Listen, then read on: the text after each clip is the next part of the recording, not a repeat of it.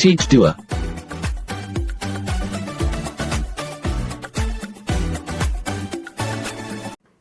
अस्सलाम वालेकुम dear student. सो आपका जो चैप्टर नंबर 8 है जिसका नाम है एसिड बेस एंड साल्ट, उसकी हम लेकर आए हैं बच्चों वन शॉट।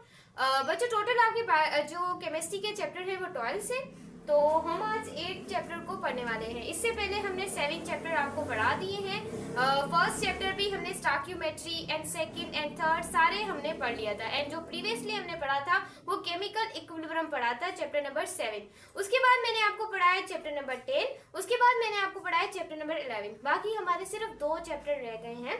तो आज हम एसिड बेस और साल्ट को कम्प्लीटली पढ़ने वाले हैं। सो ये हमारी बुक है जिसका नाम है सिंटेक्स बुक बोर्ड, जो कि केमिस्ट्री की इसके अंदर से हम पढ़ने वाले हैं चैप्टर को कम्प्लीटली पढ़ेंगे। 99 स्टूडेंट इस चैप्टर में बहुत गलतियां करते हैं। अगर कम्प्लीटली ऑन शॉट देखेंगे, वन शॉट देखेंगे, तभी आपको ये चैप्टर बिल्कुल क्रिस्टल क्लियर हो जाएगा। तो कुछ एमसीक्यूज को भी साथ साथ देखते जाएंगे। और बायोलॉजी की भी मैंने ऑन शॉट अपलोड कर दी है, होलोजोइक न्यूट्रिशन, वहां से भी आप अच्छा खासा कॉन्सेप्ट को ले सकते हैं। तो बिना टाइम को वेस्ट किए बगैर जो स्टूडेंट चैनल पे आए हैं, चैनल को लाइक और सब्सक्राइब आपने लाजमी कर देना है और अपने फ्रेंड्स में वीडियो को शेयर कर देना है। और सब्सक्राइब के बटन आपने घंटी का जो निशान है उसको भी आपने एक बार प्रेस कर देना है, ताकि आने वाली हर वीडियो की नोटिफिकेशन आपको टीच तो यूट्यूब चैनल पर मिलती रहे। तो बिना टाइम को वेस्ट किए बगैर student let's get. So first topic जो बच्चों हम पढ़ेंगे वो पढ़ेंगे भाई एसिड और बेस के बीच में क्या डिफरेंस है। उसके बाद बच्चों हम पढ़ेंगे कि ऑक्साइड्स ऑफ मेटल और नॉन मेटल क्या होते हैं। उसके बाद बच्चों हम पढ़ेंगे आर्रेनियस थ्योरी क्या होती है। उसके बाद बच्चों हम पढ़ेंगे ब्रोंस्टन लोरी थ्योरी क्या होती है। तो बच्चों हम देखने वाले हैं डिफरेंस जो कि एसिड और बेस का। सो बच्चों डिफरेंस क्या है एसिड और बेस में, मोस्ट इंपोर्टेंट बातें यहाँ पर पढ़ेंगे एसिड और बेस के बारे में। सबसे पहले तो बच्चों आपको पता होना चाहिए कि एसिड का जो टेस्ट होता है वो क्या होता है, सोर टेस्ट होता है। और जो बेस का जो टेस्ट होता है वो होता है बिटर टेस्ट होता है। ये चीज याद रखनी है, बेसिक डिफरेंस है इनके बीच में। और अगर बच्चों हम एसिड की एक और पॉइंट लिखना चाहें, सो एसिड जब बच्चों प्रोड्यूस करता है हाइड्रोजन को एसिड कब प्रोड्यूस करता है, ये चीज बच्चों हमने याद रखनी है जो कि इंपॉर्टेंट है। जब वो रिएक्ट करता है बच्चों मेटल के साथ, किस मेटल के साथ बच्चों, एल्यूमिनियम मेटल के साथ क्या करता है, रिएक्ट करता है। क्लियर है, तब वो प्रोड्यूस करता है हाइड्रोजन को। इंपॉर्टेंट पॉइंट है, क्लियर है। लेकिन इस तरीके से अगर हम बेस की बात करें तो बेस की पॉइंट में ये वाली चीज नहीं आएगी। सो बेस की पॉइंट में हम लिखेंगे कि अगर आपने बेस को पहचानना है तो आपका रेड लिटमस बच्चों कन्वर्ट हो जाएगा किसमें, ब्लू में, तो वो बच्चों आपकी क्या हो जाएगी, बेस हो जाएगी। और अगर हमने एसिड को पहचानना है तो याद रखिएगा एसिड कन्वर्ट होता है बच्चों ब्लू टू रेड। अगर ब्लू टू रेड में कन्वर्ट होता है तो आपका एसिड है। अगर red litmus to blue convert होता है देन वो आपका बचा क्या है, बेस है। क्लियर है। और एसिड जो होते हैं बच्चों वो क्रोसिव होते हैं, क्रोफी यानी कि जहरीले होते हैं। और उसके बाद बच्चे ये हमारे पास क्या होते हैं, कंसंट्रेटेड होते हैं। क्या होते हैं हमारे पास, कंसंट्रेटेड होते हैं। क्लियर है। उसके बाद बच्चों ये एक्वास सॉल्यूशन जो कि पानी वाला जो सॉल्यूशन होता है उसके अंदर बच्चा ये इलेक्ट्रिसिटी को क्या करते हैं, कंडक्ट करते हैं। बिजली को क्या करते हैं, इलेक्ट्रिसिटी को बच्चे क्या करते हैं, कंडक्ट करते हैं। सही इंपॉर्टेंट पॉइंट लिखते जाए, ये इंपॉर्टेंट पॉइंट है। उसके बाद अगर हम बेस के हवाले से लिखें तो बच्चों ये नॉन क्रोसिव होती है। बेसिस हमारे पास क्या होती है बच्चे, नॉन क्रोसिव होती है। लेकिन बच्चों 2 ऐसी बेसिस है जो कि नेचर में क्रोसिव है, जो कि एमडी गेट में एमसीक्यूज आ सकते हैं, जैसे NaOH सोडियम हाइड्रोक्साइड और प्लस में पोटेशियम हाइड्रोक्साइड। ये बच्चों बेसिस हैं लेकिन क्या है, क्रोसिव इन नेचर है। बच्चों क्या है, क्रोसिव इन नेचर। क्लियर है। मैट्रिक में भी ये चैप्टर पढ़ा होगा, लेकिन ये थोड़ा सा यहाँ पर इसकी सिंप्लीफिकेशन कर दी गई है। सो बच्चे याद रखिएगा ये क्रोसिव होते हैं, लेकिन बेसिस हमारे पास नॉन क्रोसिव इन नेचर होती है। क्या होती है बच्चे, नॉन क्रोसिव इन क्या होती है, नेचर होती है। और बच्चों बेसिस एक्वा सॉल्यूशन के अंदर ये भी इलेक्ट्रिसिटी को बचा क्या करती हैं, इलेक्ट्रिसिटी को कंडक्ट करती हैं। इलेक्ट्रिसिटी को क्या करती हैं बच्चे, कंडक्ट करती हैं। क्लियर है, क्लियर हुआ। अब बच्चों हम कुछ एसिड और बेस की एग्जांपल को देखने वाले हैं, जो कि आपने अच्छी तरीके से इसे क्या करना है, सुनना है। सो यहाँ मैं बेसिक डिफरेंस बताने वाली हूँ उनकी एग्जांपल्स का। एग्जांपल जितनी ज्यादा याद होंगी उतनी ज्यादा आप लोगों के लिए अच्छा होगा। यहाँ पर एसिड की एग्जांपल लिखते हैं, यहाँ पर बच्चे बेस की एग्जांपल लिखते हैं। एसिड की जो फर्स्ट एग्जांपल हम लिखते हैं स्ट्रॉन्ग एसिड, जो कि आपके पास क्या है, HCl, जिसको आप क्या बोलते हैं, हाइड्रोक्लोरिक एसिड।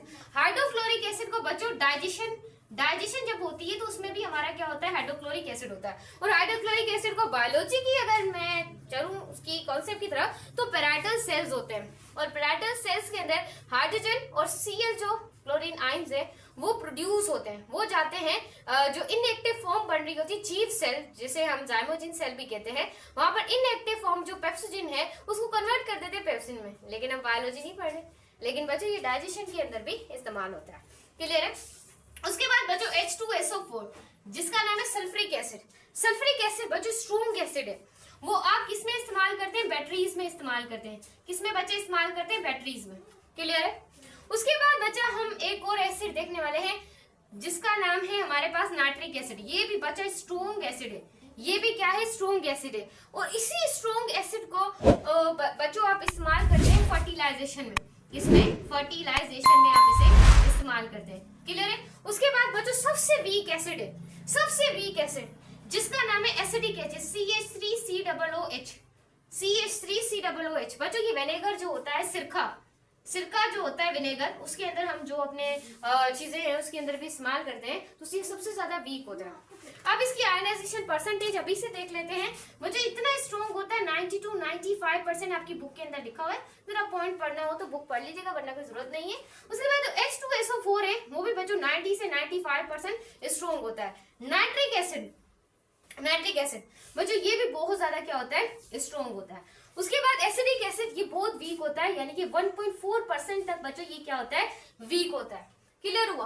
अब ऐसे ही बेस की एग्जांपल को भी बच्चे थोड़ा सा हम आइडेंटिफाई कर लेते हैं, लेकिन एक और मुझे एग्जांपल याद आ रही है, carbonic acid H2CO3। Carbonic acid को आप सॉफ्ट ड्रिंक्स में इस्तेमाल करते हैं, और सॉफ्ट ड्रिंक की पीएच भी याद रखने 2.3 होती है, इंपॉर्टेंट है। सही, अभी मैं पीएच की तरफ आई नहीं, हमने पहले ही शुरू कर दिया, तो पहले ही अगर मैं बताऊंगी तो आपको क्लियर होता जाएगा। उसके बाद अगर बेसिस में देखें तो NaOH में यहाँ पर ब्लू मार्कर से लिखती हूँ डिफ्रेंशिएट करने के लिए। अब देखिए बच्चे, NaOH सोडियम हाइड्रोक्साइड, जिसको आप साबुन में इस्तेमाल करते हैं, सोप्स में इस्तेमाल करते हैं। क्लियर है? उसके बाद बच्चे हमारे पास एक होता है कैल्शियम ऑक्साइड, ये भी एक तरह की बेस है जिसे आप सीमेंट में इस्तेमाल करते हैं। जो सीमेंट होता है उसके अंदर कैल्शियम हाइड्रोक्साइड होता है। उसके बाद बचे एक बेस है आपके पास मैग्नीशियम ऑक्साइड, और मैग्नीशियम ऑक्साइड को आप एसिडिटी को ट्रीट करने के लिए क्या करते हैं, एसिडिटी ट्रीट करने के लिए इस बेस का क्या करते हैं, हम इस्तेमाल करते हैं।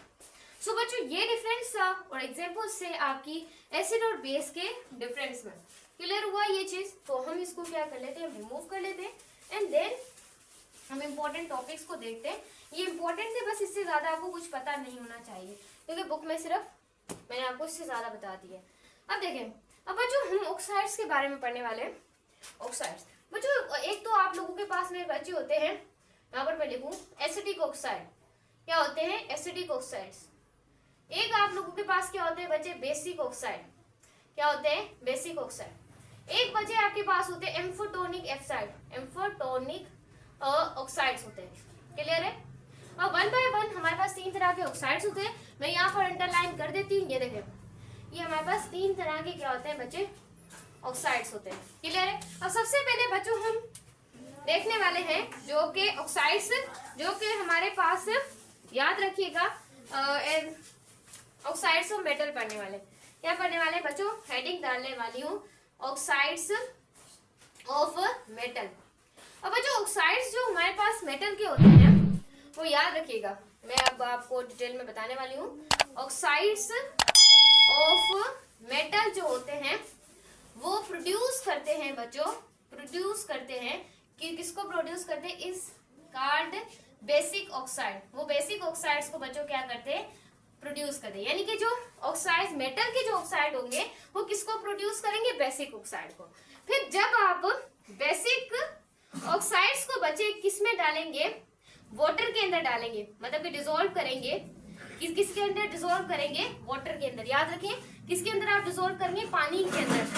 तो वो बच्चे क्या प्रोड्यूस करेंगे, वो आप लोगों के पास प्रोड्यूस करेंगे एक बेस की फॉर्म को प्रोड्यूस करेंगे। किसकी फॉर्म को, बेस फॉर्म को प्रोड्यूस करेंगे। क्लियर है? अब एग्जाम्पल ले लेते हैं कि अभी मैं आपको इतनी देर की क्या बता रही हूँ, तो थोड़ा सा एग्जाम्पल को आपने देख लेना। EX कर एग्जाम्पल लिखते हैं।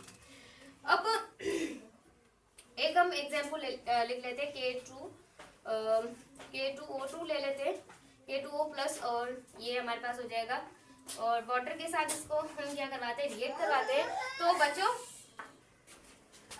बच्चों यहाँ पर देखें K2O को वाटर के साथ हमने रिएक्ट करवाया तो हमें मिलेगा बच्चों 2KAO। हाँ, सो ये हमें क्या मिलेगा बच्चों, प्रोडक्ट मिल जाएगा। देखें सही, यहाँ H लिख देते हैं। सो बच्चों ये हमारे पास क्या है, ऑक्साइड्स ऑफ मेटल की एग्जाम्पल है। उसके बाद बच्चों एक और एग्जाम्पल हम ले लेते हैं। यहाँ पर आपकी बुक के अंदर लिखी हुई है Na2O प्लस, इसको किसके अंदर डालेंगे, पानी के अंदर। तो हमें ये ऑक्साइड्स ऑफ मेटल, ये हमें बेसिक ऑक्साइड देंगे। जो मैंने बताया था कि ये वाला आपके पास क्या होगा, क्रोसिव इन नेचर होगा लेकिन वो एक बेस होता है, क्लियर है। उसके बाद ये जब बच्चों रिएक्ट करेंगे तो हमें मिलेंगे Na मिलेगा और उसके साथ हमें बच्चों मिलेगा यहाँ पर O, सही। तो ये भी हमारे पास क्या है, एक बेसिक ऑक्साइड है। उसके बाद नेक्स्ट हम 3 एग्जाम्पल ले लेते हैं। कैल्शियम ऑक्साइड को अगर वाटर के अंदर अगर हम डालते हैं तो देन ये हमें प्रोड्यूस कर देंगे 2Ca सॉरी, हाँ। सो हमें प्रोड्यूस करके देंगे कैल्शियम ऑक्साइड को, इसको प्रोड्यूस करके देंगे कैल्शियम ऑक्साइड को। देखिए ऑक्साइड जो मेटल के होते हैं वो हमें क्या प्रोड्यूस करके देते हैं, बेसिक ऑक्साइड्स को। ये सारे हमारे पास क्या है, ये तीनों याद कर लेने हैं, ये तीनों आपके पास क्या है, बेसिक ऑक्साइड्स है। अब बच्चों हम पढ़ने वाले हैं ऑक्साइड्स ऑफ नॉन मेटल। क्या पढ़ने वाले हैं बच्चे, oxides of non metal. Examples को जरा आपने गौरव करना है क्योंकि डेफिनेशन नहीं अक्सर पूछी जाएगी, आपका एग्जाम्पल्स ज्यादातर पूछे जा सकते हैं। उसके बाद नेक्स्ट देखें, अगर याद एग्जाम्पल भी याद करें, यहाँ पर आपकी रिवाइज हो रही है तो हेडिंग अच्छी सी दे लेते हैं, ऑक्साइड्स ऑफ नॉन मेटल। तो बच्चों इसमें भी वही कॉन्सेप्ट होगा, लेकिन देखें जो आपके पास ऑक्साइड्स होते हैं नॉन मेटल के वो आपको वो क्या प्रोड्यूस करते हैं, याद रखिएगा, एसिडिक ऑक्साइड को। तो इसको प्रोड्यूस करेंगे, एसिडिक ऑक्साइड को प्रोड्यूस करेंगे। देखिए जो ऑक्साइड्स होते हैं नॉन मेटल के वो आपको क्या प्रोड्यूस करके देंगे बच्चे, एसिडिक ऑक्साइड को प्रोड्यूस करके देंगे। अब जो याद रखिएगा, जो आपके पास एसिडिक ऑक्साइड होते हैं, जैसे ही इसको आप वाटर के अंदर डिसॉल्व करते हैं तो बच्चों ये आपको प्रोड्यूस कर देते हैं। मैम क्या प्रोड्यूस कर देते हैं, तो बच्चा ये प्रोड्यूस करके देते हैं हमें एसिड की फॉर्म को प्रोड्यूस कर देते हैं। अगर बच्चे हम यहाँ पर एग्जाम्पल ले लें ऑक्साइड्स ऑफ नॉन मेटल की, जो कि मैं एसिडिक ऑक्साइड देते हैं, कैसे, जैसे कार्बन डाइऑक्साइड है, इसको वाटर के साथ रिएक्ट करवाते हैं तो ये हमें क्या देगी बच्चे, कार्बोनिक एसिड देगी। क्या देगी, कार्बोनिक एसिड। तो देखें ऑक्साइड्स क्या थे, ये सारे क्या है, नॉन मेटल है। कार्बन डाइऑक्साइड को वाटर के अंदर डालेंगे, कार्बन डाइऑक्साइड नॉन मेटल है, तो बच्चों ये हमें क्या देगी, एक कार्बोनिक एसिड देगी। और कार्बोनिक एसिड एक एसिड है, आपको पता है क्योंकि ऑक्साइड ऑफ नॉन मेटल है। अब अगर बच्चों में यहाँ पर एक और एग्जाम्पल दूं, सल्फर डाइऑक्साइड को अगर वाटर के अंदर मिक्स करें तो सल्फर डाइऑक्साइड को बच्चों जैसे ही हम वाटर के अंदर मिक्स करेंगे तो बच्चों ये हमें क्या देगा, यहाँ पर देंगे, जरा गौर से देखेंगे तभी आपको कुछ समझ आएगा। H2CO3 SO3। तो बच्चों ये आप बोलेंगे सल्फ्यूरिक एसिड, नहीं बच्चों, सल्फ्यूरिक एसिड क्या होता है, H2SO4 होता है। ये तो H2CO3 बना, क्यों बच्चों, ये ऑक्साइड है आपके पास एसिड का। अब ये कौन सा एसिड है आप लोगों के पास याद रखना है, ये सल्फ्यूरिक एसिड नहीं है, ये आपके पास क्या है, सल्फोरस एसिड है, सल्फोरस एसिड है, क्लियर है। तो ये बच्चों क्या था, ऑक्साइड्स ऑफ मेटल था, नॉन मेटल था। अब हम पढ़ने वाले हैं ऑक्साइड्स ऑफ एम्फोटोनिक। जो एम्फोटोनिक इन नेचर होते हैं, इसको रिमूव करने के बाद उससे थोड़ा सा पढ़ लेते हैं कि ऑक्साइड्स जो हमारे पास होते हैं एम्फोटोनिक वो क्या होता है। जरा गौर करिएगा यहाँ पर ऑक्साइड्स ऑफ एम्फोटोनिक ऑक्साइड के बारे में बच्चों देखने वाला है। जरा यहाँ पर गौर कीजिएगा कि ऑक्साइड ऑफ एम्फोटोनिक क्या होते हैं। याद रखिएगा जो एम्फोटोनिक हमारे पास होते हैं वो जब acid and base both react, जो एसिड और बेस दोनों की तरह रिएक्ट करते हैं उसे आप बोलते हैं एम्फोटेरिक ऑक्साइड बोलते हैं। एम्फोटेरिक इन नेचर होते हैं, एम्फोटेरिक ऑक्साइड्स होते हैं जो एसिड और बेस दोनों के साथ रिएक्ट करें, वो आपके पास क्या है, एम्फोटेरिक ऑक्साइड। जैसे कि आप एल्युमिनियम को और एंड जिंक को अगर आप रिएक्ट करवाएंगे तो आपको वो क्या देंगे, एम्फोटेरिक ऑक्साइड्स देंगे आप लोगों को, सही है। अब एम्फोटेरिक जो होते हैं, एम्फोटेरिक इन नेचर याद रखिएगा बच्चों, ये वाटर के अंदर इनसॉल्युबल होते हैं, वाटर के अंदर ये इनसॉल्युबल होते हैं। उसके बाद भी बच्चों इंपॉर्टेंट पॉइंट है वो रिएक्ट कर सकते हैं मैम, इसके साथ रिएक्ट कर सकते हैं, एसिड के साथ, बेस के साथ रिएक्ट कर सकते हैं, साल्ट के साथ भी बच्चों ये क्या कर सकते हैं, रिएक्ट कर सकते हैं। क्लियर है? ये है oxides of amphoteric in nature, जो कि एसिड और बेस दोनों की तरह क्या कर सके, रिएक्ट कर सके। अब EX थोड़ी देख लेते हैं इसकी EX इतनी तो नहीं है, Al2O3 प्लस इसको वाटर के अंदर डालें, यानी कि हम इसको क्या कर रहे हैं, पानी के अंदर इसको डिसॉल्व करें, सॉरी पानी के अंदर कैसे डिसॉल्व करेंगे, क्योंकि हमने एसिड और बेस लेना है। ये एसिड है और एक हम ले लेते हैं यहाँ पर बेस ले लेते हैं, NaOH को ले लेते हैं, NaOH हमारे पास क्या हो जाएगा, इसका बेस हो जाएगा। क्या हो जाएगा बच्चे, इसका बेस हो जाएगा। क्लियर है? एसिड और बेस क्लियर है, वो प्रोवाइड करेंगे आपको, साल्ट और वाटर को प्रोवाइड करेंगे, उनके बोथ इन नेचर को क्या करेंगे, प्रोवाइड करेंगे यहाँ पर, सही।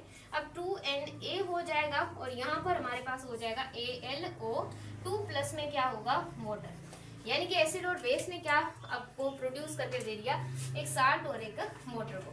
तो बच्चों यही हमने क्या करना था, प्रूफ करना था कि एम्फोटेरिक वो होते हैं जो कि एसिड की तरह भी रिएक्ट करे और जो कि बेस की तरह भी रिएक्ट करे, ऐसो को आप बोलते हैं एम्फोटेरिक ऑक्साइड। उसके बाद हम पढ़ने वाले हैं, इंपॉर्टेंट टॉपिक को देखने वाले हैं, थोड़ा सा आपने यहाँ पर गौर करना है तभी समझ आएगा। अब इसको यहाँ से रिमूव कर देते। अब हम आ जाते हैं थ्योरीज की तरफ, किसकी तरफ आ रहे हैं, थ्योरीज की तरफ। तो सबसे पहले जो हमारे पास स्टूडेंट थ्योरी है वो आरएनएस थ्योरी है। अब हम यहाँ से टॉपिक जो डिस्कस करने हैं उसको यहाँ से हम रिमूव करें, सही। सो स्टूडेंट अब हम पढ़ने वाले हैं, मैं यहाँ पर हेडिंग दे दूं आरएनएस थ्योरी को, और about you discuss RNS theory. अब आरएनएस थ्योरी क्या होती है, जरा गौर करना है बच्चों। आरएनएस थ्योरी आप लोगों के पास एक ऐसी थ्योरी होती है जिसके अंदर जो आपके पास एसिड होता है वो प्रोटॉन को डोनेट करता है, और यहाँ पर जो आरएनएस का बेस होता है वो प्रोटॉन को क्या करता है बच्चों। अगर देखा जाए तो मैं यहाँ ब्रोंस्टेड पे चली गई, आरएनएस थ्योरी के अंदर जो एसिड है वो एक्वा सॉल्यूशन के अंदर हाइड्रोजन आयन को प्रोड्यूस करेगा, और जो बेस होगा वो बच्चों एक्वा सॉल्यूशन के अंदर हाइड्रोक्साइड आयन को क्या करेगा, प्रोड्यूस करेगा। इसको आप कहेंगे आरएनएस का एसिड, इसको आप कहते हैं आरएनएस की बेस, यानी कि जो एक्वा सॉल्यूशन में हाइड्रोजन प्रोड्यूस करे वो एसिड, जो एक्वा सॉल्यूशन के पानी के अंदर हाइड्रोक्साइड आयन को प्रोड्यूस करे वो आपके पास क्या होगा, बेस होगा। सो यहाँ पर जो मैंने अपनी वर्डिंग बोली है उसको मैं थोड़ा एक्सप्लेन कर दूं कि बच्चा आपके पास एसिड क्या होता है, लेकिन इसको बताने से पहले मैं आपसे फिर से एक रिक्वेस्ट करती हूँ, चैनल को लाजमी सब्सक्राइब कर दे, लाइक कर दे और शेयर कर दे। तो यहाँ पर एसिड आपके पास ऐसे मैं लिखना चाहूँ सब्सटेंस होते हैं जो क्या करेंगे बच्चों, एक्वास सॉल्यूशन के अंदर, मैं यहाँ पर लिखूं एक्वास सॉल्यूशन के अंदर H प्लस आयन को प्रोड्यूस करेंगे, वो आपके पास क्या होंगे, एसिड्स होंगे। अब उसके बाद बच्चों देखने वाले हैं बेस क्या होते हैं, जो कि याद रखिएगा ऐसे सब्सटेंस होते हैं जो कि एक्वास सॉल्यूशन के अंदर, याद रखिएगा किसको प्रोड्यूस करेंगे, हाइड्रोक्साइड आयन को प्रोड्यूस करेंगे, किसको, हाइड्रोक्साइड आयन को प्रोड्यूस करेंगे, सही। अब बच्चों जो हमने अभी वर्डिंग बोली है एंड देन हम इसकी करने वाले हैं एग्जांपल जो कि एमडी गेट में आएंगी। अब बच्चों देखिए एसिड प्रोटॉन जो आपका हाइड्रोजन आयन प्रोड्यूस करेगा, बेस हाइड्रोक्साइड आयन प्रोड्यूस करेगा। अब एसिड लिख लेते हैं हाइड्रोक्लोरिक एसिड। अब हाइड्रोक्लोरिक एसिड को अगर मैं वाटर के अंदर डालूं, किसके अंदर डालूं, पानी के अंदर डालूं, तो वो H प्लस आयन देगा और Cl नेगेटिव आयन देगा, तो ये आरएनएस का एसिड होगा, जो कि एक्वा सॉल्यूशन के अंदर हाइड्रोजन आयन प्रोड्यूस करे वाटर के अंदर, वो आपका क्या है, आरएनएस एसिड है। अब अगर एक और एग्जांपल पर कार्बोनिक एसिड की H2CO3 की, या इजी एग्जांपल ले लेते हैं एक, पहले इजी की तरफ चलते हैं एंड देन चलेंगे हार्ड की तरफ। CH3COOH एसिडिक एसिड अगर ले ले तो एसिडिक एसिड का एक आपके पास है CH3COO और प्लस में ये प्रोड्यूस करेगा हाइड्रोजन आयन। तो ये बच्चों क्या है, RNAS का एसिड। क्लियर। अब RNAS की बेस देख लेते हैं। यहाँ पर RNAS बेस जो कि हाइड्रोक्साइड आयन प्रोड्यूस करेगी वो आपकी बेस होगी। अगर NaOH बच्चों सोडियम हाइड्रोक्साइड है, अगर मैं इसको वाटर के अंदर डालूं, किसके अंदर डालूं, वाटर के अंदर डालूं, तो ये बच्चों क्या प्रोड्यूस करेगा, Na+ और प्लस में OH नेगेटिव को प्रोड्यूस करेगा। तो ये बेस वो होते हैं जो कि एक्वा सॉल्यूशन के अंदर हाइड्रोक्साइड आयन को क्या करें, प्रोड्यूस करें। तो बच्चों यहाँ पर आपने देखना है एक पोटेशियम हाइड्रोक्साइड है, अगर इसको हम वाटर के अंदर डिसॉल्व करते हैं, वाटर के अंदर डिसॉल्व करने से ये एक पोटेशियम और प्लस में ये OH नेगेटिव देगा जो कि RNAS के हिसाब से क्या है, बेस। सो बच्चों ये चीजें अगर आपको क्लियर है तो आपको RNAS थ्योरी पूरी क्लियर है। अब लिमिटेशन बच्चों क्या है, RNAS थ्योरी क्यों थोड़ी सी गलत हो गई, इस वजह से गलत हुई क्योंकि बच्चों कार्बन डाइऑक्साइड देखा जाए तो एक एसिड है, एसिड फिर भी एसिड है, और NH3 अमोनिया अगर देखा जाए तो उसके अंदर तो OH है ही नहीं, OH है नहीं, तो क्या ये बेस नहीं, लेकिन वो बेस है। लेकिन जो कार्बन डाइऑक्साइड है बच्चे याद रखिएगा वो एक एसिड है, लेकिन RNAS के हिसाब से उसके अंदर हाइड्रोजन आयन तो है नहीं, फिर भी वो एसिड है। और NH3 बच्चों बेस है लेकिन उसके अंदर OH है नहीं, लेकिन इस वजह से बच्चों इसकी थ्योरी क्या हो गई, लिमिटेशंस हो गई, गलत हो गई। उसके बाद बच्चों हम डिस्कस करने वाले हैं इंपॉर्टेंट थ्योरी को, यहाँ पर ब्रोंस्टेन लोरी थ्योरी, जिससे एमडीकेट में काफी सवाल बन सकते हैं। ब्रोंस्टेन से, ल्यूस से, RNAS से थोड़ा ही बनेंगे क्योंकि ये आसान लिखी हुई है। अब लिखने वाले हैं यहाँ पर ब्रोंस्टेन लोरी थ्योरी। ये दो साइंटिस्ट हैं, एक है ब्रोंस्टेन, एक है लोरी, एक उसकी क्या है, एक तरह की थ्योरी है। और देखिए याद रखिएगा ये टॉपिक पढ़ने से पहले लाइक सब्सक्राइब लाजमी कर देना है।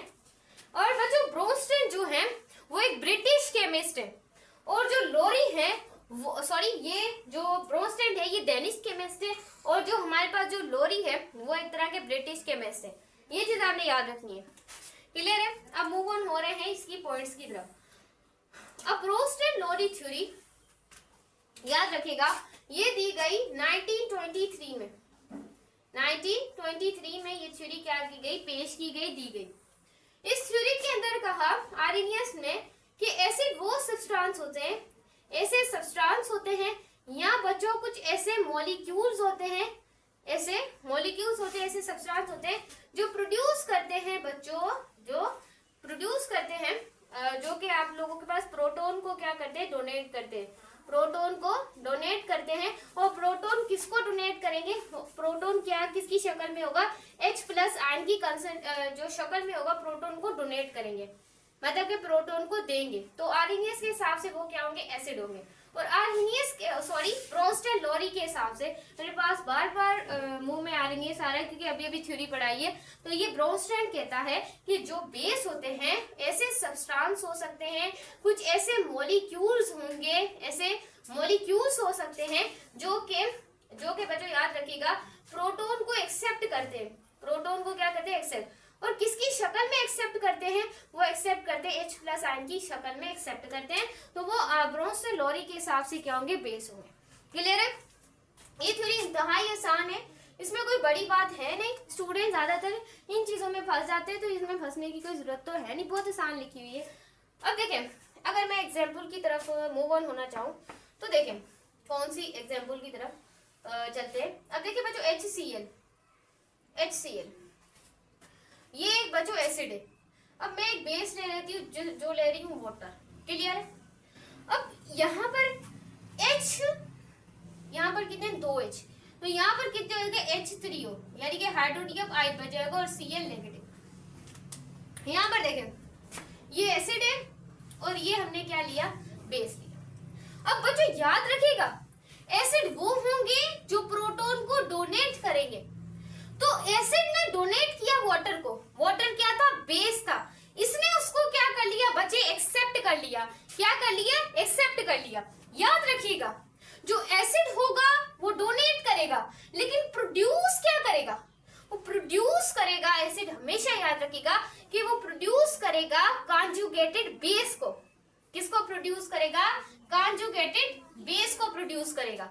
और जो बेस है जो एक्सेप्ट कर रहा है वो प्रोड्यूस करेगा, थोड़ी उलट कंडीशन है, वो कॉन्जुगेटेड एसिड को क्या करेगा बच्चे, प्रोड्यूस करेगा। याद रखिएगा जो डोनेट करता है जो ब्रोंस्टेड के हिसाब से वो प्रोड्यूस क्या करता है, एक कॉन्जुगेटेड बेस को प्रोड्यूस करता है। और याद रखिएगा जो एक्सेप्ट करता है, जो कि एक्सेप्ट करता है प्रोटॉन को, वो बाद में प्रोड्यूस क्या करता है, कॉन्जुगेटेड एसिड को प्रोड्यूस करता है। तो ये थिंकिंग इंतहाई इंपॉर्टेंट है। अगर एक और एग्जांपल ले ले, अमोनिया की NH3 की प्लस करवा दे उसको वाटर के साथ ऐड करवाएं, तो अमोनिया क्या है, एक बेस है।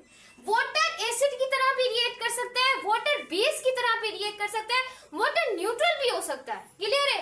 अब यहाँ पर हमारी जो एसिड है वो हम किसको ले लेते हैं, वाटर को। क्लियर है माय स्टूडेंट। अब बेस क्या करेगा, वाटर से एक्सेप्ट करेगा। क्या करेगा बच्चे, एक्सेप्ट करेगा। तो ये आपके पास हो जाएगा NH4 और प्लस में OH क्या हो जाएगा, नेगेटिव। याद रखिएगा बेस ने एक्सेप्ट किया है तो वो किसको प्रोड्यूस करेगा, कॉन्जुगेटेड एसिड को यहाँ से क्या करेगा, प्रोड्यूस करेगा। क्लियर है। और जो एसिड है जिसने डोनेट किया है वो किसको बनाएगा बच्चों, कॉन्जुगेटेड बेस को बनाएगा। तो ये आपकी क्या है, कॉन्जुगेटेड बेस। क्लियर हुआ कॉन्सेप्ट, चकाचक क्लियर हो गया होगा कॉन्सेप्ट। तो बच्चों ये था आप लोगों की एग्जाम नोट्स। अब बच्चों पढ़ने वाले इसकी लिमिटेशन। अब लिमिटेशन को जरा गौर से सुनना है क्योंकि इस जो साइंटिस्ट है दोनों, इनका बहुत अच्छा काम है, तो इनकी लिमिटेशन भी बहुत इंपॉर्टेंट है। बच्चों ये एक्सप्लेन नहीं कर पाए, इट कुड नॉट एक्सप्लेन। किसको मैम एक्सप्लेन नहीं कर पाए, इतने शातिर होकर भी थोड़ी सी गलतियां हो गई इनसे भी। तो बच्चों जो एसिड है वो जैसे कि आप लोगों के पास हम ले लेते हैं यहाँ पर कार्बन डाइऑक्साइड और सल्फर डाइऑक्साइड और प्लस में SO3। इनकी ऐसे एसिड के बारे में, ये क्यों एसिड है ये नहीं बता पाए। उसके बाद जो आपके पास बेस है, अब बेस कौन से, कैल्शियम ऑक्साइड हो गए और साथ में कैल्शियम ऑक्साइड यहाँ पर लिख दे, कैल्शियम ऑक्साइड और मैग्नीशियम ऑक्साइड और साथ में हम बेरिलियम ऑक्साइड। इनकी बच्चों ये नहीं बता पाए, बेसिसिटी नहीं बता पाए, इस वजह से इनकी थ्योरी क्या हो जाती है, यहाँ पर आके रिजेक्ट हो जाती है। रिजेक्ट नहीं की, कॉन्सेप्ट बहुत अच्छा दिया है, लेकिन ये इनसे ये वाली थोड़ी सी क्या हो गई है बच्चों, गलतियां हो गई। ये इसकी क्या लिमिटेशन है, और एक और बुक में लिखी होगी उसको आपने पढ़ लेना है, इंपॉर्टेंट यही थी, तो मैंने ये आपको बता दी। अब ब्रोंस्टेड-लोरी थ्योरी के बाद इसकी हम पढ़ने वाले हैं बच्चों स्ट्रेंथ के बारे में, कि स्ट्रेंथ क्या होती है, strength of Bronsted acid and base. Bronsted acid and base की स्ट्रेंथ के बारे में पढ़ने वाले हैं। याद रखिएगा मेरे बच्चे कि हमेशा याद रखना है कि जो स्ट्रॉन्ग एसिड होगा, जो स्ट्रॉन्ग एसिड होगा उसका वीकेस्ट याद रखिएगा कॉन्जुगेटेड बेस होगा। क्या होगा, कॉन्जुगेटेड बेस होगा। क्लियर है। जो स्ट्रॉन्ग बेस होगा, जो स्ट्रॉन्ग बेस होगा उसका वीकेस्ट कॉन्जुगेटेड आप लोगों के पास बच्चे क्या होगा, याद रखिएगा क्या होगा बच्चे, एसिड होगा। मैंने क्या टेल किया, मैंने अभी आपको ये बताया कि स्ट्रॉन्ग एसिड का हमेशा वीकेस्ट कॉन्जुगेटेड बेस होता है और स्ट्रॉन्ग वीकेस्ट कॉन्जुगेटेड एसिड होता है। This is the most important thinking and then ये मैंने आपको क्या कर दिए, एक्सप्लेन कर दिए। अब याद रखिए कि आपके पास एसिड की स्ट्रेंथ के बारे में एंड बेस की स्ट्रेंथ के बारे में मैंने आपको क्या बताया है। अभी डिफरेंस देखें।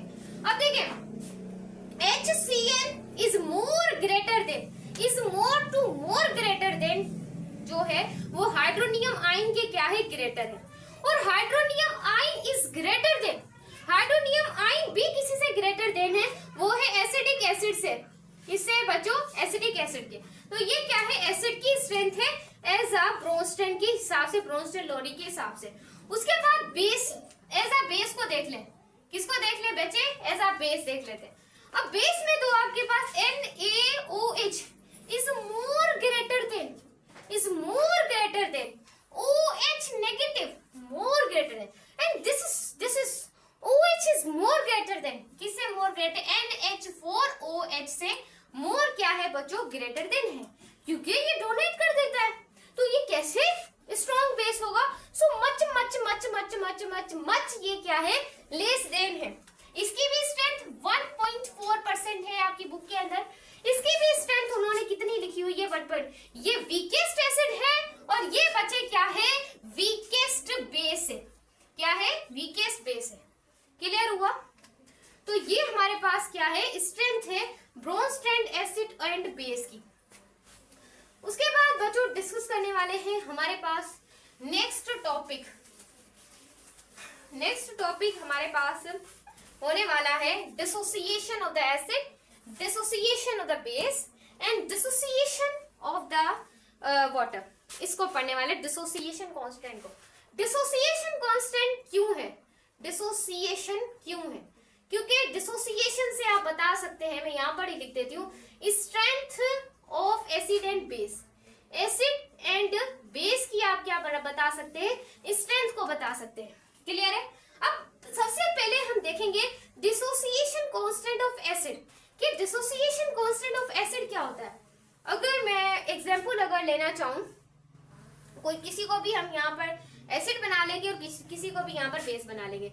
अगर मैं यहाँ पर लिखूँ Ha लिख देती हूँ और प्लस वाटर के साथ रिएक्ट करवाती हूँ और उसके बाद बच्चों हाइड्रोनियम आयन देगा मुझे और प्लस में ये मुझे A नेगेटिव दे दिया इसने।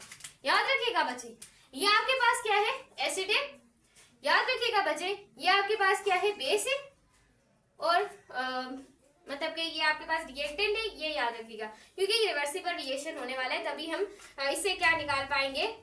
डिसोसिएशन कांस्टेंट ऑफ एसिड निकाल पाएंगे। अब देखिए Kc बराबर होता है बच्चों प्रोडक्ट अपॉन रिएक्टेंट के। मैंने आपको बताया था हलवा तरीके से। अब देखिए Kc, अब प्रोडक्ट क्या है? यहाँ पर देखें H3O, ये तो आपको करना आता होगा और H नेगेटिव है, फिर टाइम वेस्ट नहीं करेंगे आपका, ये A नेगेटिव है, सॉरी A नेगेटिव। अब रिएक्टेंट लिख दें HA है और बचा क्या है? प्लस में वाटर है। क्लियर है? अब डिसोसिएशन कांस्टेंट ऑफ एसिड कैसे निकालेंगे? अब देखिए Kc बच्चों एक कांस्टेंट है, इक्विलिब्रियम कांस्टेंट है। अब ये क्या है बच्चों? एक कांस्टेंट है। ये इसको हम क्या लेंगे? Kc की जगह ले आएंगे। देखिए Kc की जगह हम ले आएंगे Kc और वाटर को साथ में ले आए। बाकी हमारे पास क्या बचा बच्चों? हाइड्रोनियम बचा प्लस में और हमने क्या बचा? A नेगेटिव बचा और साथ में हमारे पास बचे क्या बचा? Ha बच गया। क्लियर है? ये कांस्टेंट साथ में आ गए।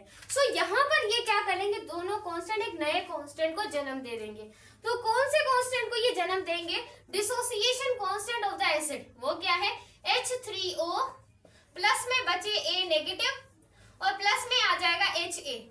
क्लियर है? तो ऐसे आप क्या निकाल सकते हैं? Dissociation constant of acid. अच्छे तरीके से मैंने आपको बता दिया। अब जो इसी तरीके से मुझे करवाने को दिल तो नहीं कर रहा, लेकिन बुक के अंदर है इस वजह से करवा रही हूँ। अब देखिए dissociation constant of the base, यहाँ पर अब हम B लिख देते हैं। याद रखिएगा बच्चे। अब हम यहाँ पे मैं कुछ ना कुछ वेरिएबल लिख देती हूँ, तो जिसके साथ हमारा क्या हो जाए? रिवर्सिबल एक रिएक्शन हो जाए। प्लस लिख लेते हैं और यहाँ OH नेगेटिव लिख देते हैं। क्लियर है माय स्टूडेंट? क्लियर है? इसका भी Kc निकाल देते हैं, प्रोडक्ट अपॉन रिएक्टेंट। अब तो भाई हमें तो याद ही हो गया।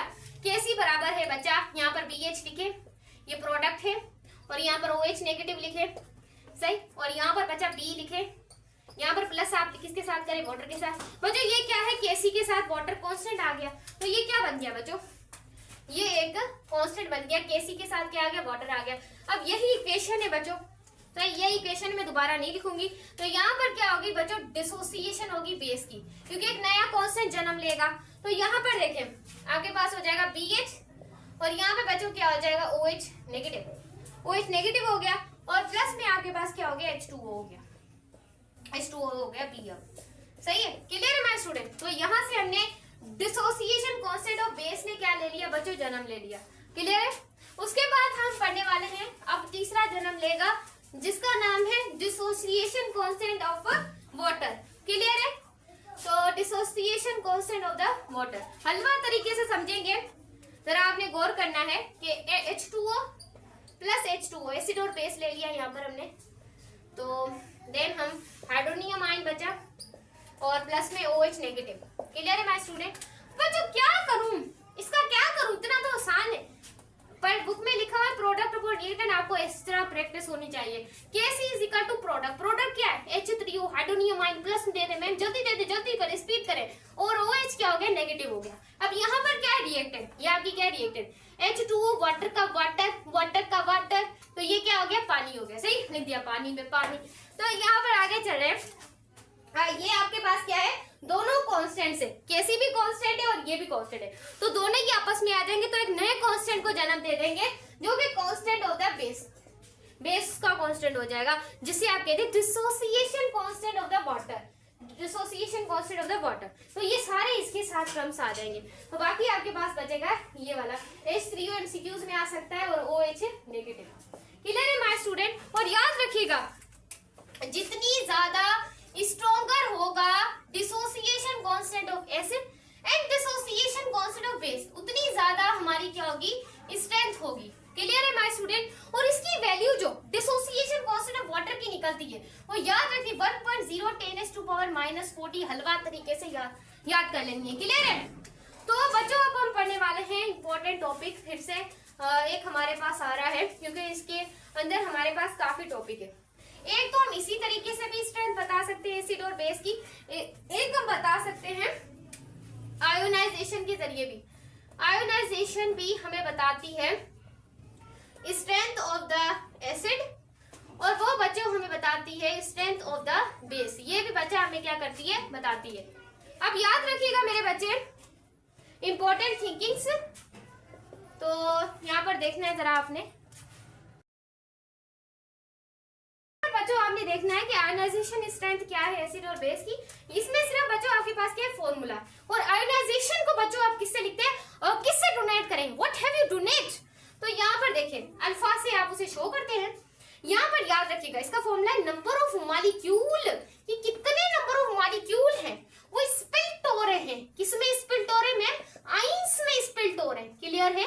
उसके बाद बचे कितने टोटल नंबर ऑफ मॉलिक्यूल हैं, टोटल नंबर ऑफ मॉलिक्यूल्स वो आपने लिखना है और मल्टीप्लाई करवा देना है 100 के साथ।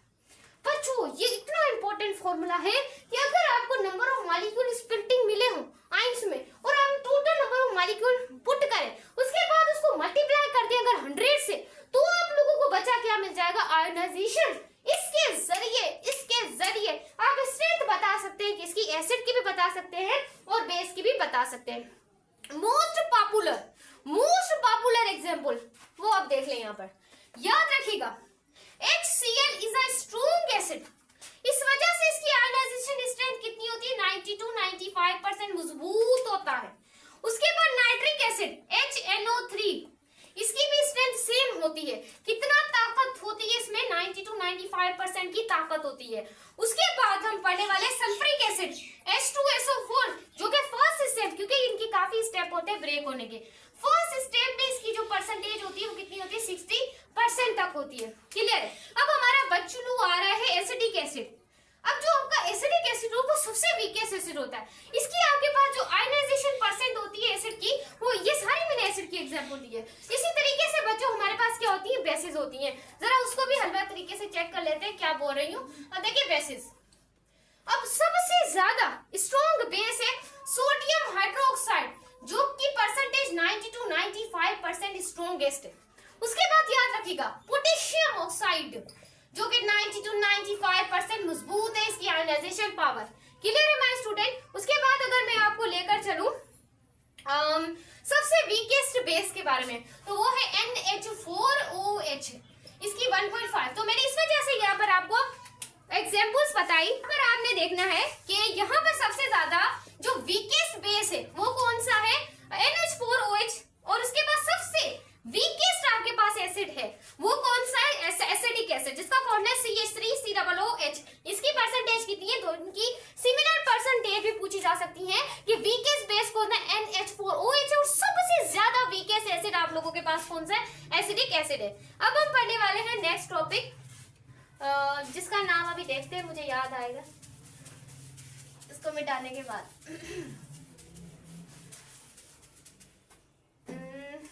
अब हम पढ़ने वाले पीएच के बारे में और पीओएच के बारे में, पीएच के बारे में एंड पीओएच के बारे में। इस टॉपिक को पढ़ने से पहले जो स्टूडेंट अभी तक वीडियो को वॉच करें, लाइक सब्सक्राइब लाजमी करना है। उसके बाद नेक्स्ट हमारे पास है पीएच। याद रखिएगा पीएच क्या होती है। पीएच होती है पावर ऑफ हाइड्रोजन। बच्चों जैसा कॉन्सेप्ट है, पता होगा आपको क्या है, पावर ऑफ हाइड्रोजन। हाइड्रोजन की पावर को हम कहते हैं पीएच। उसके बाद है पीओएच। पीओएच ये आप लोगों के पास क्या है, power of hydroxide ion. Power of hydroxide ion, clear है। और पीएच आप लोगों के पास पूछी जाए पीओएच, ये 0 से स्टार्ट होती है, 40 पे खत्म होती है। कोई समझते 1 से 40 तक होती नहीं, ये आपको 0 से लेकर 14 तक, आप इसकी मैक्सिमम 14 तक होती है। उसमें एक पॉइंट आता है एसिड वाला, जो कि 0 से लेकर 7 तक होता है, 0 से लेकर 6 तक, और 7 पार्ट आपका न्यूट्रल होता है। और जो 7 से लेकर यानी कि 8 से शुरू होता है, वो सारी आपके पास 40 तक कौन सी कंडीशन हो जाती है, बेसिक कंडीशन। उसके बाद अगर आपको मालूम करना है, क्या मालूम करना है मैम, पीएच को। अब पीएच को मालूम करने के लिए फॉर्मूला होता है। कौन सा फॉर्मूला होता है, नेगेटिव लॉग हाइड्रोजन आयन की कंसंट्रेशन। इसकी डेफिनेशन भी बना सकती हूँ मैं अभी अभी। तो स्टूडेंट यहाँ पर देखना है कि हमने कुछ आपके पास एग्जांपल है, जैसे कि आपने यूरिया की परसेंटेज जो पीएच की वैल्यू है उसे याद कर लेना है। यूरिया की जो पीएच की, हमारा जो यूरिया होता है, पेशाब होता है, उसकी वो आप लोगों के पास क्या होता है, एसिडिक होता है। तो एसिडिक होता है, इसकी पीएच आप लोगों के पास कितनी होती है, 6.0 होती है। और उसके बाद आपके ह्यूमन ब्लड, जो आपका ह्यूमन ब्लड होता है, वो याद रखिएगा बच्चों, जो मैं आपको बता रही हूँ बस आपने याद करनी है। ह्यूमन इंसान की जो पीएच की वैल्यू होती है ब्लड की 7.35 से 7.45 तक होती है, एमसीक्यूज आ सकता है। और ह्यूमन ब्लड आप लोगों का खून होता है बेसिक, आपका खून क्या होता है, बेसिक होता है। उसके बाद इसके बाद हम बच्चों पढ़ने वाले हैं जो कि आपके पास मिल्क जो कि आपके पास दूध होता है। दूध आप लोगों के पास आपका क्या होता है, एसिड होता है। दूध जो दूध होता है वो दिस इज एसिडिक होता है। और अगर हम बात करें यहाँ पर मिल्क की, तो मिल्क की पीएच हमारे पास होती है 7.9 से 8.4 तक होती है, क्लियर है। उसके बाद नेक्स्ट आप लोगों के पास होती है सी वाटर की पीएच। सी वाटर, सो सी वाटर की आपके पास जो पीएच होती है, इसको चले छोड़ दें, ये इतना आप लोगों के पास एग्जाम्पल इंपॉर्टेंट नहीं है। सो आप यहाँ पर हम नेक्स्ट पढ़ने वाले प्योर वाटर की। इसकी पढ़ने वाले हैं प्योर वाटर की। तो प्योर वाटर की जो पीएच होती है वो न्यूट्रल होता है, इस वजह से इसकी पीएच होती है 7.0% तक क्या होती है, इसकी पीएच होती है। नेक्स्ट आप लोगों के पास जो आता है वो आता है एसिडिक एसिड। अब एसिडिक एसिड की भी आपने पीएच की वैल्यू अच्छे तरीके से याद कर लेनी है, ये भी बहुत इंपॉर्टेंट है। जिसकी पीएच की वैल्यू होती है 2.8 से 3 तक होती है पीएच की वैल्यू। उसके बाद हमारे पास क्या है, एसिडिक एसिड के बाद हम बात करने वाले हैं सेट्रिक एसिड की। इसकी सेट्रिक एसिड यानी कि सेट्रिक एसिड जो कि किसके अंदर आप लोगों के पास होता है, वो मतलब कि उसकी आपने पीएच याद रखनी है, 3.5 से कितनी होती है, 3.7 तक होती है। क्लियर है, क्लियर है आप लोगों के पास, क्लियर हो रहा है। और एक बच्चों आप लोगों के पास होता है लेमन जूस। एक आपके पास बच्चों क्या होता है, लेमन जूस। तो लेमन जूस की भी आपने इस तरीके से पीएच याद रख लेनी है, बट ये भी इतना इंपॉर्टेंट नहीं है। एक चीज आपने अगर याद कर ली है, लेकिन लिख लेते हैं फिर भी, लेमन जूस की पीएच वो आपके पास होती है 2.3। कितनी होती है बच्चों, 2.3। और टमाटर जो होता है आपका, टमाटर जो जिसको आप इंग्लिश में बोलते हैं टमाटो, क्या बोलते हैं टमाटो, उसकी पीएच भी याद रख लेनी है। 4 से कितनी होती है, 4.1% तक होती है। उसके बाद टमाटर के बाद जिसको आप टमाटो कहा मैंने अभी अभी, सो उसके बाद आपके पास है एग। एग हमारा क्या होता है, व्हाइट होता है। एग की भी पीएच होती है, एग का जो व्हाइट वाला हिस्सा होता है ना, उसकी पीएच होती है 8.0 से 8.1 तक होती है। उसके बाद बच्चों हमारे पास वॉशिंग सोडा। वॉशिंग सोडा की भी पीएच याद रखनी है। कितनी होती है वॉशिंग सोडा की परसेंटेज, 12.0। कितनी होती है, 12.0% होती है। क्लियर है। तो ये इंपॉर्टेंट परसेंटेज थी जो कि हमने क्लियर कर ली है। पीएच और पीएच के टॉपिक को कंप्लीट कर लिया है। उसके बाद नेक्स्ट टॉपिक अब हम पढ़ने वाले हैं पीएच और पीएच के बाद तो इसके बाद नेक्स्ट टॉपिक हमारे पास आने वाला है, किसको पढ़ें किसको खत्म करें। तो अब हमारे पास आने वाले लेवलिंग इफेक्ट। लेवलिंग इफेक्ट तो बच्चा अब हम डिस्कस करने वाले हैं बहुत इंपॉर्टेंट टॉपिक को, जिसका नाम है लेवलिंग इफेक्ट। लेवलिंग इफेक्ट पढ़ने से पहले चैनल को लाइक सब्सक्राइब लाजमी कर दे। तो यहाँ पर देखिए लेवलिंग इफेक्ट, आपके पास बच्चों क्या होते हैं, स्ट्रॉन्ग बच्चों क्या होते हैं, एसिड होते हैं। और स्ट्रॉन्ग एसिड जैसे कि आपके पास हो गए HCl हो गया, HBr हो गया, H आयोडाइड हो गया, ये स्ट्रॉन्ग एसिड होते हैं।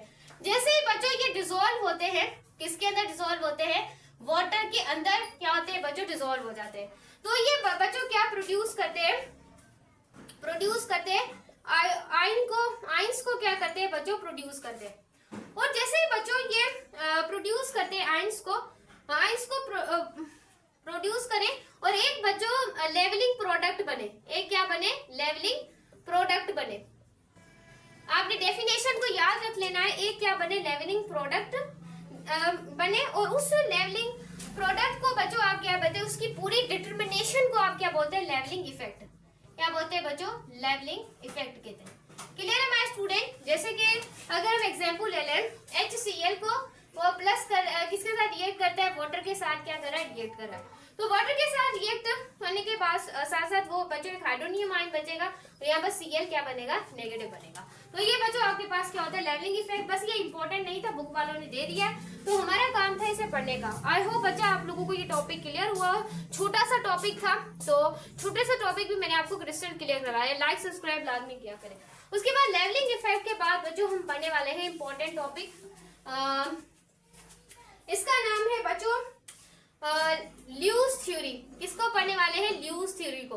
और ल्यूज थ्योरी भी बच्चों बहुत इंपॉर्टेंट है आप लोगों के पास, ल्यूज थ्योरी। तो ल्यूज थ्योरी को पढ़ने से पहले जो स्टूडेंट चैनल पे आए हैं, लाइक सब्सक्राइब आपने लाजमी कर देना है। तो ल्यूज थ्योरी बच्चों आप लोगों के पास क्या होती है कि ल्यूज एसिड क्या होता है, ल्यूज एसिड, वो याद रखिएगा, इलेक्ट्रॉन पेयर को क्या करेगा बच्चों, वो एक्सेप्ट करेगा। एसिड क्या करेगा, इलेक्ट्रॉन पेयर को एक्सेप्ट करेगा। और ल्यूज का जो बेस होगा वो याद रखिएगा, इलेक्ट्रॉन का जो पेयर होगा उसे बच्चों क्या करेगा, डोनेट करेगा।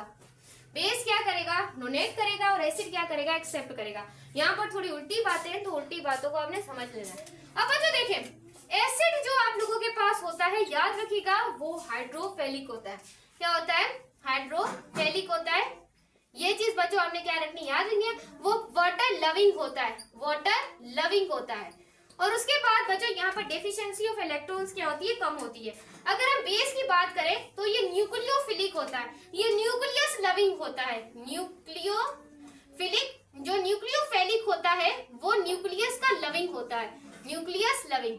ऐसे तो लविंग का मतलब होता है प्यार करना, तो ये न्यूक्लियस से प्यार करता है और ये वाटर से प्यार करता है। उसके बाद बच्चों इसके बाद मोर देन क्या होते हैं, आप लोगों के पास इलेक्ट्रॉन्स होते हैं। अगर मैं यहाँ पर बात करने वाली हूँ इसकी एग्जाम्पल की, क्लियर है, एग्जाम्पल को अच्छे तरीके से आपने समझना है। तो यहाँ पर बच्चों क्या हो गए, अमोनिया हो गए। अमोनिया के पास क्या होंगे, हाइड्रोजन होंगे। यहाँ पर भी अमोनिया के पास लोन पेयर होगा, यहाँ पर भी क्या होंगे बच्चों, हाइड्रोजन होंगे। और यहाँ पर भी लोन पेयर होगा, यहाँ पर भी हाइड्रोजन होंगे। उसके बाद बच्चों एल्युमिनियम क्लोराइड को ले लेते हैं, यहाँ पर भी हाइड्रोजन होगा, इसके यहाँ पर भी हाइड्रोजन होगा, इसके यहाँ पर भी बच्चों क्या होगा, हाइड्रोजन होगा। क्लियर है। अब एल्युमिनियम और क्या करने वाले, बेस। ये आपके पास क्या है, ल्यूज का बेस है, और ये बच्चे क्या है, ल्यूज का क्या है बच्चे, एसिड है। क्लियर है माय स्टूडेंट। जो ल्यूज का एसिड होगा वो क्या करेगा, जो बेस होगा वो क्या करेगा बच्चों, डोनेट करेगा। बेस डोनेट करेगा, और सॉरी क्या डोनेट करेगा, इलेक्ट्रॉन, हाँ, ल्यूज बेस क्या करेगा, इसे बच्चों क्या करेगा, डोनेट करेगा। क्लियर है। तो इसे क्या करेगा, क्योंकि इसके पास लोन पेयर है, ये किसको देगा, एल्युमिनियम को। और ल्यूज एसिड पेयर क्या करेगा, उसे एक्सेप्ट कर लेगा। क्या करेगा, एक्सेप्ट करेगा। क्लियर है माय स्टूडेंट। सो एक्सेप्ट करेगा तो ये एक अडक्ट बनाएगा।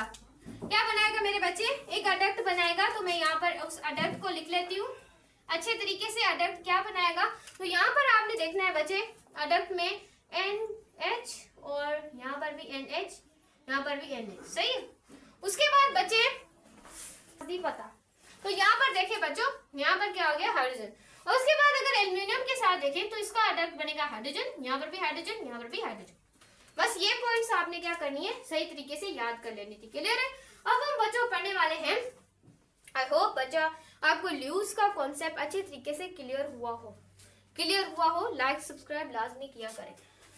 सो बच्चों अब हम पढ़ने वाले हैं, 2 टॉपिक रह गए हैं, उसके बाद हो जाएगा हमारा एंड, हमारा नहीं होगा, टॉपिक का एंड हो जाएगा। क्लियर है माय स्टूडेंट? तो अब हम बच्चों डिस्कस करने वाले हैं बफर सॉल्यूशन, बफर को। अब बफर हमारे पास क्या होता है मैम? बिस्किट होता है बफर? नहीं, बिस्किट कहाँ से होता है? बफर बिस्किट सुना है? सो बफर आप लोगों के पास वो सॉल्यूशन होता है जो पीएच को रेजिस्ट करता है। अब पीएच को रेजिस्ट करता है यानी कि पीएच को चेंज नहीं होने देता, कोशिश करता है कि भले अमाउंट ऑफ बढ़ जाए, लेकिन जो बफर सॉल्यूशन है वो पीएच को क्या करता है, चेंज नहीं होने देता, पीएच को हमेशा मेंटेन रखता है। तो इसी मेंटेनेंस को बच्चों आप क्या बोलते हैं? बफर। बफर बोलता है पीएच में तुझे चेंज नहीं होने दूंगा। तो पीएच हमारा जो बफर है वो बोलता है कि मैं यहाँ पर लिखूं, हमारा बफर क्या बोलता है? इट रेजिस्ट, ये रेजिस्ट करता है, इसको रेजिस्ट करता है, पीएच के चेंज को रेजिस्ट कर देता है। क्लियर है माय स्टूडेंट? जो पीएच के चेंज को रेजिस्ट करता है उसे आप क्या बोलते हैं? बफर। अब बफर सॉल्यूशन की बात करते हैं। अब बफर अगर मैं यहाँ पर बुक में से आपको थोड़ा सा अगर ये रिवाइज करवा दूं, जो आपका क्या है बफर सॉल्यूशन है, तो आपको थोड़ा और क्लियर हो जाएगा बफर के बारे में। सो मैं यहाँ पर आपको थोड़ा सा बता देती हूँ इस बफर के बारे में। सो बफर की तरफ चल रहे हैं। बफर कहाँ गया? सो ये साल्ट और इसके टाइप है, और बफर यहाँ पर आ गया बफर। सो बच्चों एक आपके पास होता है एसिडिक बफर। एसिडिक बफर के अंदर याद रखिएगा इट कंटेन वीक एसिड। ये किसको कंटेन करता है? एक वीक एसिड को कंटेन करता है, और इसके पास स्ट्रॉन्ग बेस होता है। बेस क्या होता है? स्ट्रॉन्ग होता है, और इसकी पीएच की वैल्यू क्या होती है? लेस देन 7 होती है। 2 तरह के बफर होते हैं। एक आपके पास होता है बच्चों एसिडिक बफर। क्या होता है? Acidic buffer. अब एसिडिक बफर आप लोगों के पास वो होता है जिसका आप लोगों के पास क्या होता है? वीक एसिड होता है, और प्लस आप लोगों के पास क्या होता है? स्ट्रॉन्ग बेस होता है। और याद रखिएगा इसकी जो पीएच होती है वो लेस देन बच्चों क्या होती है? 7 होती है। PH is less than 7। उसके बाद इसकी एग्जांपल बच्चों अगर हम देखें तो एसिडिक एसिड, और एक आप लोगों के पास प्लस में हम ले रहे हैं CH3COONA। क्लियर है? ये इसकी क्या होगी? एग्जांपल्स हो गए। अगर हम बेसिक बफर को यहाँ पर देखें बच्चों, इसको देखें बेसिक बफर को, इसको देख रहे हैं बेसिक बफर। तो बेसिक बफर में हमेशा याद रखिएगा कि आपका स्ट्रॉन्ग एसिड होगा। क्या होगा बच्चे? स्ट्रॉन्ग एसिड होगा, और प्लस में आपका वीक क्या होगा? बेस होगा। बेस क्या होगा? वीक होगा। क्लियर है माय स्टूडेंट? क्लियर है? तो इसकी एग्जांपल हम देखने वाले हैं NH4OH, और प्लस में इसकी एग्जांपल ले रहे हैं NH4Cl। क्लियर है? तो यहाँ पर एक बफर एक्शन भी लिखा हुआ है, इसे भी समझ लें बच्चों। बफर एक्शन क्या होता है? ये अंडरस्टैंड करवाता है बफर के वर्क को, कि बफर किस तरीके से काम कर रहा है, और उसके आयोनिक एसिडिक एसिड और सोडियम एसिटेट के साथ इन्होंने करवाया हुआ है। यहाँ पर आप देख सकते हैं कि कभी भी बफर आपकी पीएच को चेंज होने नहीं देगा। क्लियर है? अब बच्चों याद रखिएगा कि बफर जो एसिडिक बफर होता है उसके वीक एसिड होता है, और एक बच्चों क्या होता है? स्ट्रॉन्ग बेस होता है, और इसकी पीएच लेस देन 7 होती है, और इसकी एग्जांपल्स लिखी हुई है यहाँ पर। अब एक होती है buffer capacity, the quantity of substance. अगर हम क्वांटिटी ऑफ सब्सटेंस को एसिड और बेस के अंदर मिक्स करवाते हैं तो बफर एक बफर सॉल्यूशन में, तो और वो चेंज कर दे बच्चों किसको? पीएच को चेंज कर दे, तो उसको ही बच्चों आप क्या बोलते हैं? बफर कैपेसिटी के नंबर ऑफ अमाउंट कितनी आपने एसिड और बेस के अंदर, उसके अंदर बफर सॉल्यूशन के अंदर एसिड और बेस के अमाउंट को मिक्स किया है, कितनी एसिड और बेस के अमाउंट को मिक्स किया है, और कितनी उसकी वजह से चेंज हुई है पीएच, उसे आप कहते हैं बफर कैपेसिटी। और यहाँ पर कुछ एप्लीकेशंस भी लिखी हुई है बफर सॉल्यूशन की। अब कौन कौन सी एप्लीकेशन है जरा देखें। Buffer solution play a very significant role in biochemical system. कि जो बफर है वो बहुत इंपॉर्टेंट प्ले करता है रोल, किसमें प्ले करता है? बायोकेमिकल सिस्टम्स में। For example pH of blood, मैंने आपको बताया 7.3 से 7.4 होते हैं bicarbonate and carbonic acid buffer. उसके बाद सेकंड पॉइंट, बफर सॉल्यूशन वेरियली industrial process and fermentation and dry maturing of pharmaceuticals होते हैं वहां पर भी यूज होता है। बफर सोल्यूशन को हम यूज करते हैं एग्रीकल्चर में भी यूज करते हैं, pH of soil, proper crop yield के लिए। और फोर्थ यहाँ पर लिखा हुआ है buffer solution is extensively analytical chemistry में भी एंड पैथोलॉजिकल लेबोरेटरीज में भी इसका इस्तेमाल करते हैं। उसके बाद बच्चों लिखा हुआ है buffer also use in food industries में भी यूज करते हैं, पीएच को वेरी किस तरीके से फूड में होती है, तो ये भी आपका क्या होता है बच्चों बफर सोल्यूशन होता है। अब हम पढ़ने वाले हैं साल्ट और इसकी टाइप्स को। बच्चों साल्ट एक ऐसा सब्सटेंस होता है जिसके अंदर नेगेटिव और पॉजिटिव आयंस होते हैं, यानी कि साल्ट कैसे बनता है, एक आयोनिक कंपाउंड होता है। जब आपका न्यूट्रलाइजेशन रिएक्शन होता है किसी भी एसिड के साथ और बेस के साथ, तो थोड़ा सा मैं यहाँ पर आपको बता देती हूँ कि मैं आपको क्या कहना चाहती हूँ, तो थोड़ा सा आपने यहाँ पर देख लेना। मैं यहाँ पर इसको रिमूव करती हूँ, थोड़ा सा आपको साल्ट और उसकी टाइप्स के बारे में थोड़ा सा बता देती हूँ। तो बच्चों अब हम पढ़ने वाले हैं किसके बारे में, साल्ट के बारे में। क्लियर है बच्चों? साल्ट पढ़ने से पहले जो स्टूडेंट चैनल पे आए लाइक सब्सक्राइब आपने लाजमी कर देना है।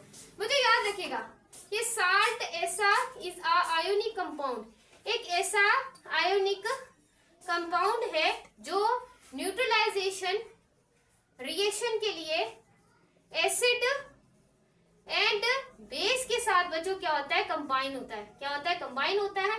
और किसको प्रोड्यूस करता है, साल्ट एंड वाटर को न्यूट्रलाइजेशन, उससे ही बच्चों आप क्या बोलते हैं, साल्ट। उसे क्या बोलते हैं बच्चों, साल्ट। और बच्चों ये कंटेन करता है पॉजिटिव, पॉजिटिव होगा तो वो एसिड होगा, अगर नेगेटिव होगा तो वो बच्चों क्या होगा आप लोगों के पास, बेस होगा।